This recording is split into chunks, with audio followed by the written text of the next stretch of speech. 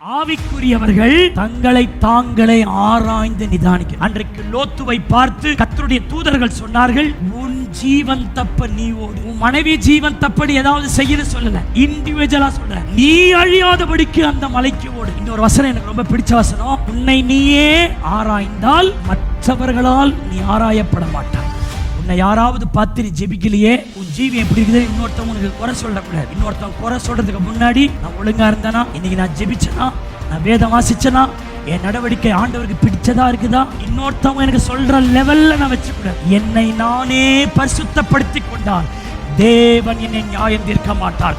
ஆகவே 3 திராணி நமக்கு தேவை. சாத்தானுடைய தந்திரங்களை எதிர்க்கிற அந்த ரெசிஸ்டர், அந்த திராணி நமக்கு. இரண்டாவது என்ன திராணி நமக்கு தேவை? தேவனுடைய வசனங்களை கேட்டு அறிகிறதிலே நம் திராணி உள்ளவளாக. 3வது என்ன திராணி இருக்கிறோம் நமக்கு? நம்மை நாமே காத்துக் கொள்ளுகிற திராணி.